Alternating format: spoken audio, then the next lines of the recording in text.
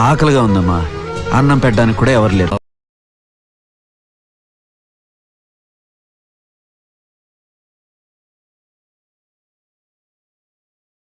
ఆడు వచ్చాడంటే పెద్ద తలనొప్పరా. వచ్చేసాడు. అంత బాగానుంది అనేటువంటి ప్రయత్నాలు మీరు చేసి మసిపూసి మారేడికాయ చేయాలనేటువంటి ప్రయత్నం చేస్తారు. లోకేష్ లాంటి ఇన్మెచ్యూర్డ్ పొలిటీషియన్స్ కూడా దీని గురించి మాట్లాడుతున్నారు. దురదృష్టంగా ఏంటి మమ్మీ ఎవడీడు ఈ రోజు చంద్రబాబు నాయుడు లాంటి లఫంగులు లుచ్చాలు 420లో లేకపోవచ్చు.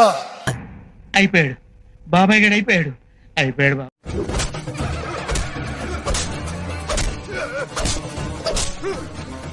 ముక్కడు పీకలేడాను. ఆయన ఇంటర్ మొక్క పీకేదండి, నాది పేరు నాని జోగ్రామ్ వేస్తే పీకలేదు.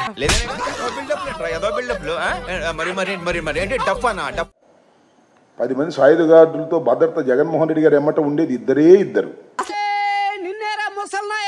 అడుగుతున్నా, నేను సిగ్గు లేకుండా అడుగుతున్నా, నేను దయచేసి సబ్స్క్రైబ్ చెయ్యండి.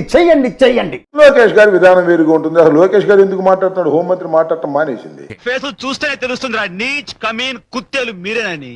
అవును బాబు, ప్రభుత్వమే ఇవాళ చంద్రబాబు నాయుడు గారి నాయకత్వంలో ఉన్నటువంటి ప్రభుత్వం.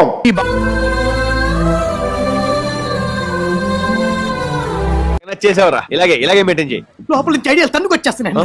ఒక్క అవకాశం ఇస్తే ఇండస్ట్రీ కుమ్మేస్తాను. జగన్మోహన్ రెడ్డి గారిది ఈ ఏకమొక్క ఆయనది కాదు, ఆయన ఊడిపోయిన ఏకమొక్క కూడా పీకలేకపోయారు.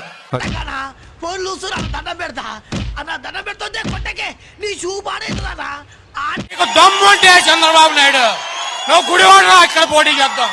ఏమైంది వాడికి? పిచ్చి కుక్కలా బిహేవ్ చేస్తున్నాడు. చూద్దాంలే. చూడటం కాదండి, మీరు చెయ్యాలంతే.